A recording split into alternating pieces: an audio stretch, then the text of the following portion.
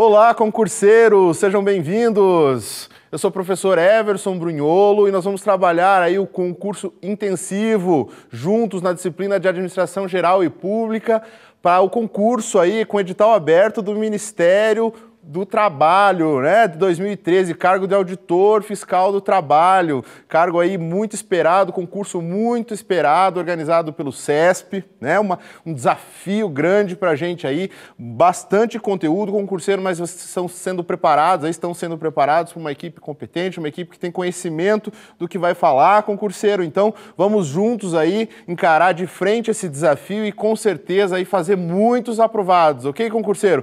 Concurseiro, já quero te adiantar já, né? Como eu disse para vocês, realmente o edital é denso, é muito conteúdo, né? Não adianta a gente ficar de lero-lero aqui, então vamos direto ao foco, mas é importante dizer para vocês o seguinte: o Aprova tem de exclusivo para vocês no site um banco de questões simulados. Aproveitem disso, concurseiro. As aulas essa aqui são teóricas, vocês vão pegar embasamentos, mas tem que fazer a parte de vocês. Tem que exercitar. Não basta somente acompanhar as aulas. Façam a parte de vocês e vamos comemorar juntos aí, com certeza, a aprovação de todos nesse concurso. Muito bem, concurseiro. Só para dar uma olhada ali no nosso querido PowerPoint, né, amado salve salve, o edital ali. Dá uma olhada no tamanho da criança de Administração Geral e Pública, ó. São 7 itens divididos, concurseiro, em diversos subitens, né? Olha o tamanho da criança.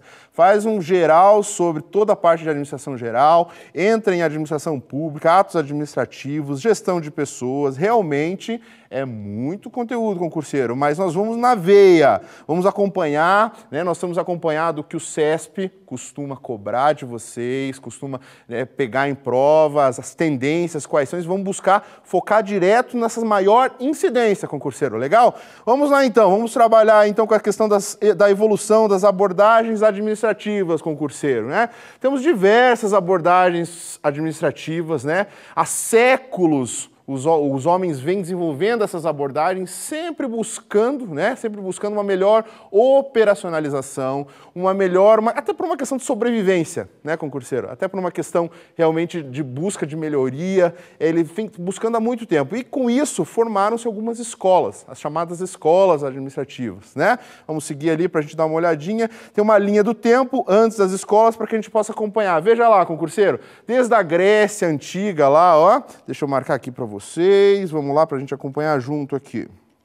Desde a Grécia Antiga, nós temos a administração democrática, a questão da ética, tudo isso aqui, né, vem acompanhando. Veja como é antigo, né, a análise disso aqui. A questão de Roma, para dar um histórico para vocês, parte do Renascimento, né, as primeiras grandes empresas, os comércios surgiram nessa época aqui, na época de Maquiavel.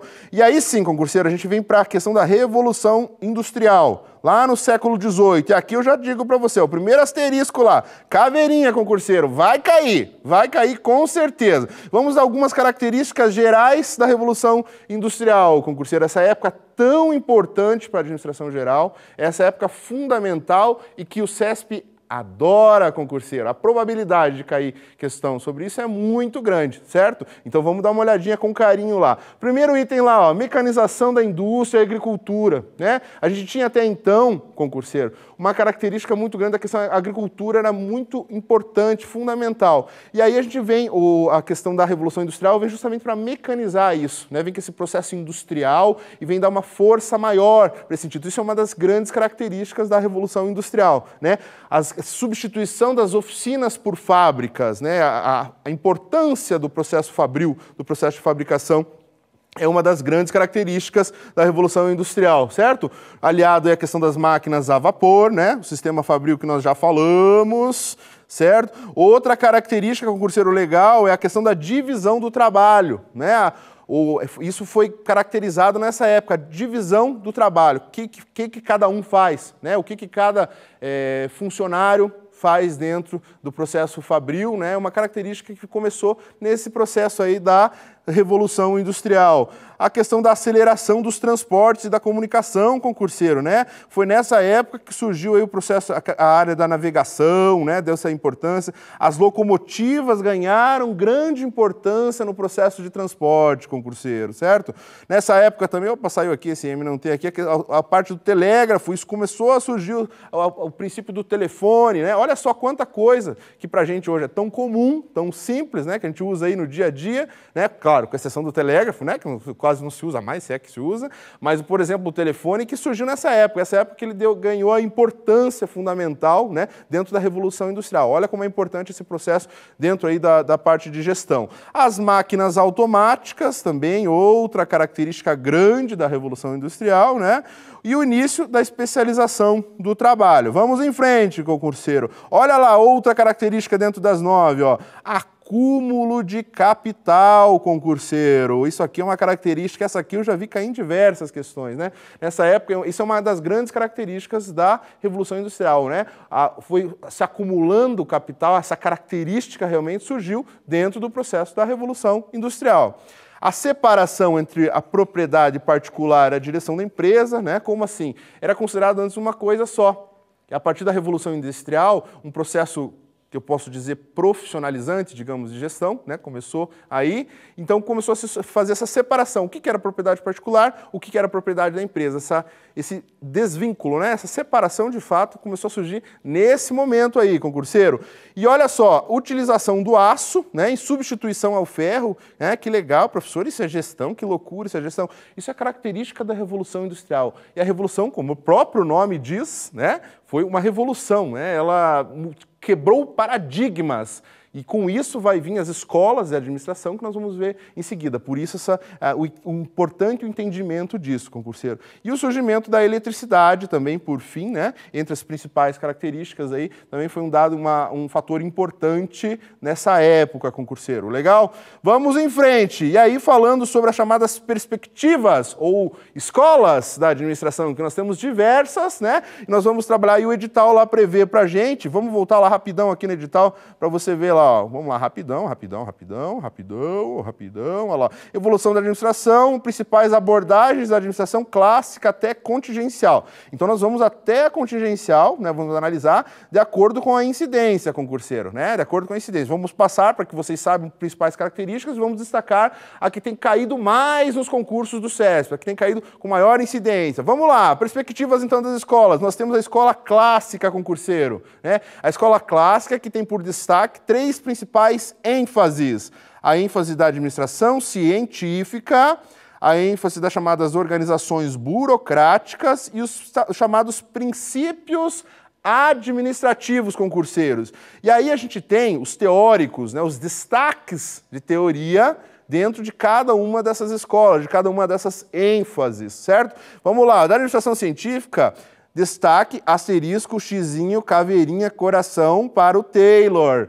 CESP adora Taylor. CESP, Taylor, coraçãozinho. Eles se amam, eles se adoram, eles falam muito. Então, presta atenção, concurseiro, lá no Taylor. Vamos falar um pouquinho dele daqui a pouco. Nós temos o Gantt, ou Gantt, como queiram, e o Gilbreth, que também tem um pouquinho, já vi cair alguma coisa, mas nem tanto, certo? Sobre as organizações burocráticas, Weber. Falou em organização burocrática, a gente tem que lembrar da teoria burocrática de Weber. Vamos falar mais um pouquinho também, mas esse é o cara sobre as organizações burocráticas, concurseiro. Legal? E aí, sobre princípios administrativos, o Fayol, que não falhou, né? O Follet e o Barnard é uma escola com característica francesa, né? Com destaque mais para o lado francês. Nós temos incidência americana também, mas os franceses se destacaram nessa escola, concurseiro, ok? Muito bem, dentro da perspectiva clássica, são essas três de destaque. E aí nós temos também depois, concurseiro, calma, não se desespere, nós já vamos ver uma a uma, nós estamos fazendo um passant geral, concurseiro. Nós temos a chamada perspectiva humanística, né? O lado humano da coisa, como eles são bonzinhos, né? Mentira deslavada. Vamos lá, mas vamos no que nos interessa, o foco. A perspectiva humanística, concurseiro, nós temos a primeira destaque lá para o chamado movimento das relações humanas, né? Quem são os teóricos de destaque lá? É o Mayl, e esse nome complicado aqui, ó, Huflichberger. Deve ser isso, mais ou menos, se não for isso, é parecido com isso a pronúncia do alemão aqui. Nós temos outra escola da perspectiva humanística, que é chamada de recursos humanos. E aí, mais um asterisco, concurseiro. Teoria de Maslow e MacGregor, os dois aqui. Isso aqui também não cai. Esse chove. Não cai no concurso do SESC. Normalmente chove, despenca, né? Então presta muita atenção aí também na teoria do MacGregor e do Maslow, que nós vamos falar daqui a pouquinho. Principalmente Maslow, né? Vou fazer um coraçãozinho aqui no Maslow, olha que lindo. Né? Vamos lá. E aí, a teoria humanística da ciência do comportamento. Essa com um pouco menos de incidência é verdade, mas também, né? Tá lá dentro do edital, pode ser que caia, vamos prestar atenção nisso aí. Vamos em frente, concurseiro. Vamos lá, então. Então, voltando lá, ó, só para a gente se identificar, dentro da perspectiva clássica, a administração científica. Vamos lá. Falou em administração científica, concurseiro, lembra do Taylor. Lembra desse cara. O cara é o cara. A música do Roberto foi feita por Taylor, eu acho, né? Vamos lá. Então, olha só. Qual que era o cenário que foi feito dentro da administração científica? Qual que era o cenário que ele se encarava? É um cenário, né, de greve de empregados, de baixa, com dificuldade de treinamento. A questão da definição da estrutura gerencial era super complicado, né? Era algo difícil de se desenvolver, né? E aí, o que aconteceu? Criou-se uma necessidade realmente para os administradores. Por quê? Porque não existia processos, não existia gestão, né? Criou-se realmente uma dificuldade para os administradores. E com isso, né, o Taylor, um grande teórico, formou essa chamada administração científica. De que forma, concurseiro, né? De que forma isso? Quais as principais ações da Escola da Administração Científica? Vamos lá. Olha a primeira ação lá. Processualização da linha do tempo, concurseiro, né?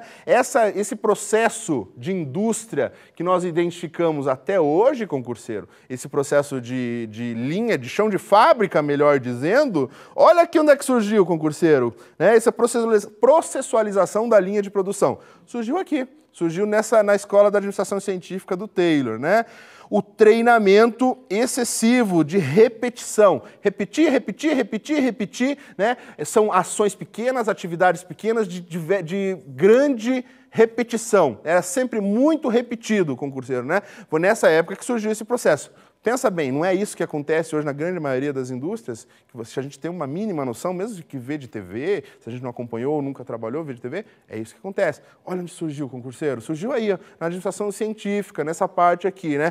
Padronizações, o início das padronizações também surgiu nesta época, concurseiro. Vamos lá, então, olha lá, ó, processualização da linha de produção, a questão do treinamento, a padronização, as três principais características da administração científica. E aí nós temos em seguida, concurseiro, voltando lá para o gráfico para vocês verem, a questão das organizações burocráticas. Está vendo aqui? Está aqui, ó. Nheco, nheco, vou apagar aqui para ficar claro o trem aqui. Vamos lá. Só um minutinho. Calma, concurseiro. Calma, muita calma. Respira. Apagou, limpa. Aqui, agora sim. Vamos lá, marcou o texto aqui. Vamos então, aqui, ó, para vocês se identificarem. Nós estamos nessa aqui, ó. Organizações burocráticas. O que eu falei para vocês, concurseiro? Falou em organizações burocráticas, lembra do quê? Weber. Esse é o cara das organizações burocráticas. Então vamos lá, vamos seguir para a gente ver as características das organizações burocráticas. Como eu acabei de falar, ela foi inspirada na chamada teoria burocrática de Weber. Essa escola foi, por isso que o destaque dela é justamente Weber, foi baseado na teoria burocrática de Weber, né? Por que ela surgiu? Dada a complexidade das organizações, né? Existiu uma necessidade da orientação. Na verdade, assim, ó, o administrador, o gestor, o executor estava perdido, né? As organizações começaram a crescer, começaram a desenvolver, as linhas de produções começaram a expandir e o administrador falou, e agora, o que eu faço? E aí o Weber vem com a teoria dele, né, com a teoria das organizações burocráticas, para justamente ajustar, para melhorar esse processo de trabalho, concurseiro, certo? Ela também, destaque aqui, ó, né, no que diz respeito à parte teórica, ela é complementar à teoria clássica, certo? E ela desenvolve os chamados grupos de operações, ou seja, né, as células de operações dentro do processo de produção. Muito bem, isso aqui é o suficiente, né, para que a gente saiba dentro do que diz respeito às organizações burocráticas e o que o CESP deve cobrar. A incidência não é tão grande, mas se cobrar, a gente tem que saber que está aliado a Weber. Normalmente, quando se fala de organizações burocráticas dentro de concurseiro, eles fazem essa analogia ao Weber, né? Então isso caracteriza, isso é uma das principais características e isso facilita para a gente. Por isso que eu estou repetindo aqui. Falou de organizações burocráticas, falou de Weber. Falou de Weber, falou de organizações burocráticas, concurseiro. Teoria da burocracia do Max Weber. Legal? Vamos em frente. E aí nós temos lá, voltando aqui, ó, olha lá, para a gente não se perder, dentro da última escola da teoria clássica, princípios administrativos. E quando a gente fala de princípio administrativo, a gente fala do Fayol, que não falhou. Falamos do Follet e do Barnard também. Olha que lindo, Barnard, né? Toda a escola francesa aí, forte, também como complemento à teoria clássica concurseiro, né? Ela vem aliada à teoria clássica. E dentro de Barnard e Follet, o Fayol se destaca. Então, normalmente, quando se fala concurseiro em teoria dos princípios administrativos, o Fayol ele vem aí junto na questão, ele dá uma cutucadinha. Normalmente, não é uma regra, mas normalmente é isso que acontece. Dessa forma, é importante a gente fazer essa analogia, concurseiro, né? Traz o Fayol, traz a teoria dos princípios administrativos. E aí, a gente tem algumas características, os princípios, chamados princípios que o Fayol estabeleceu. Vamos falar lá dele um pouquinho, lá são 10, nós vamos falar dele lá. Primeiro, o Fayol falou muito da questão da divisão do trabalho, concurseiro, na forma de se dividir o trabalho. O que cada um sabe e é isso que ele vai fazer. Qual a atividade específica? A tua atividade é essa, então é isso que ele vai fazer. Dividiu aqui. O outro não sabe a outra parte, já começa uma outra etapa da produção, então é uma outra atividade, né? Foi essa divisão que hoje para a gente é tão comum, né? Um faz isso, a montagem, né? Um põe um exemplo, uma montagem de um carro, né? Claro que hoje tem máquinas, etc. Naquela época não era tanto assim, não era muito menos, na verdade, mas um põe a porta, outro põe o motor, outro põe, né, a estrutura, outro põe o estofado. É essa especificidade, essa divisão de trabalho que o Fayol vem caracterizando bastante, certo? A questão da autoridade, da responsabilidade, no que pese ser centralizada, ele deu um destaque dentro, né, da teoria dos princípios administrativos para isso também, concurseiro, né? A questão da autoridade e da responsabilidade. A disciplina é um grande destaque também dos princípios do Fayol, certo? Sempre disciplinado, a organização buscando os resultados, é uma grande característica.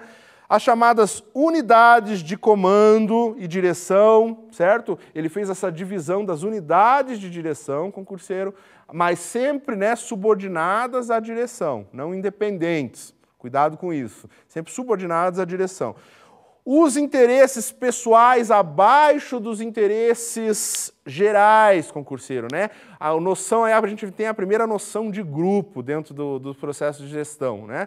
Os interesses pessoais estão abaixo dos interesses gerais, ou seja, o que é melhor para a empresa, para a organização, antes do que é melhor para o determinado colaborador, né, funcionário, está abaixo, certo, concurseiro? Isso é uma outra característica, né, o professor até gaguejou aqui, outra característica importante dentro dos princípios aí do Fayol. Vamos em frente. E aí, começou a se falar também na remuneração, né? A remuneração começou a se falar aqui como um princípio importante dentro do processo de produção, né? Aí a gente tem uma pequena menção sobre motivação, mas que não vem ao caso, não deve relacionar as escolas isso dentro do concurso para vocês. E olha lá, ó, veja que interessante, o item 7, ele fala centralização de autoridade no topo. Aí você pode perguntar, mas professor, você não acabou de falar no item 5, perdão, no item 4, que existe uma unidade de comando e direção? É isso mesmo, existia uma unidade de comando e direção, porém, elas estavam abaixo da centralização da autoridade, que estava lá no topo, lá na direção. A figura hoje do CEO ou do presidente, né, é essa figura do líder do topo, que nós entendemos hoje, e aí abaixo os comandos por células, enfim, os comandos por as unidades de comando, como eu coloquei aqui para vocês. A hierarquia, né, um outro processo, e isso que a gente falou agora da questão da liderança e das unidades de comando é uma característica, né, que prova a questão da hierarquia. A estabilidade de pessoal, a questão da equidade, igualdade, né, e a união. Ele dá muita importância, o Fayol caracteriza isso como uma grande importância dentro do processo, né, dentro dos princípios administrativos, algo fundamental para que isso ocorresse da melhor maneira, certo? Estabilidade pessoal, equidade e união. E para fechar, no item 10, a questão da iniciativa, também algo muito importante, de acordo com o Fayol, dentro dos princípios da administração, concurseiro, certo? Concurseiro, relaxa, calma, realmente é denso, a gente está falando de diversas escolas, né? Mas a gente está falando um pouquinho de cada concurseiro, justamente porque são as principais características, é o que vem sendo cobrado em concursos, né? Como o CESP e outras organizações, instituições que desenvolvem prova de concurso. Então, concurseiro, a gente precisa estar atento nisso. Por isso a tabelinha e por isso a importância da gente resolver as questões que vocês vão resolver depois do banco de questões lá da prova, certo? Muito bem, olha lá, para a gente não se perder aqui, ó. Então nós falamos das teorias clássicas até agora, essas três aqui. Agora a gente vai falar das teorias humanísticas. Temos 3 teorias humanísticas. A primeira é a teoria dos movimentos das relações humanas, do May e do Hufvliesberger, né? Esse nome complicado aqui mesmo. Vamos lá então, concurseiro. Olha lá, perspectiva humanística. O que a perspectiva humanística buscava, concurseiro? Ela buscava aumentar a eficiência. O foco da perspectiva humanística era buscar a eficiência das relações humanas e das inter-relações, as interações, desculpem, que isso ocorre, né? Que ocorre entre as relações humanas, as interações, o contato entre os humanos que estão ali. Ai, professor, que bonito, até que enfim alguém pensando no bem-estar dos funcionários. Mentira, né? Não é por aí. A ideia era a eficiência, ou seja, melhorar as condições de trabalho, ver o que interessa ao funcionário. Na prática é isso, concurseiro. Quem disser o contrário é uma forma de justificar uma melhor produção, né? O que tinha de positivo, o que busca, o que interessa ao funcionário, né, ao colaborador, como nós chamamos hoje, de maneira que ele possa produzir mais de melhor forma. Né? Essa era a ideia da administração, da perspectiva, melhor dizendo, humanística dentro das escolas, ok?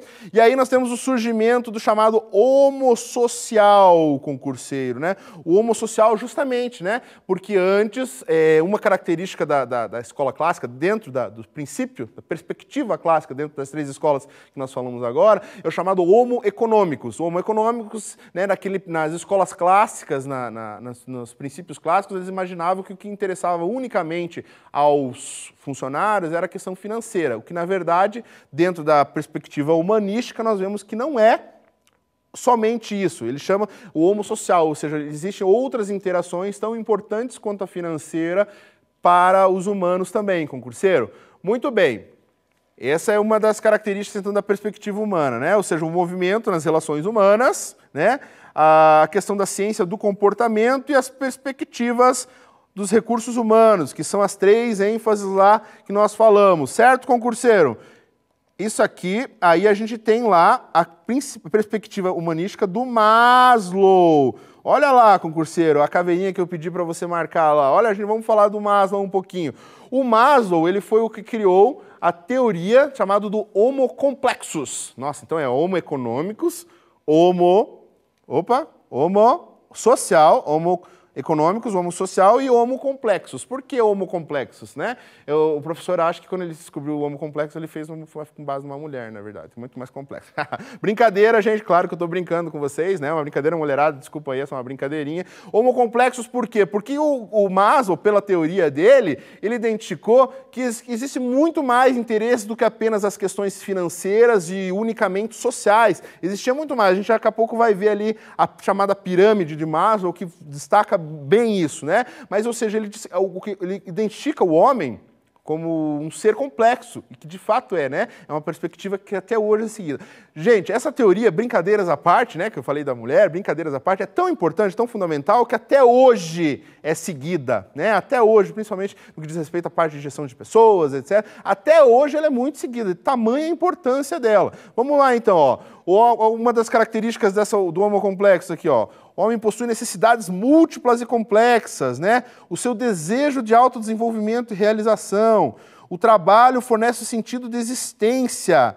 E a questão da autonomia e de pensamento. Olha só, muito mais do que apenas questões financeiras, muito mais do que apenas interações sociais, como dizia, respectivamente, né? O homo econômicos e o homo social, concurseiro, ok? Vamos lá em frente, então.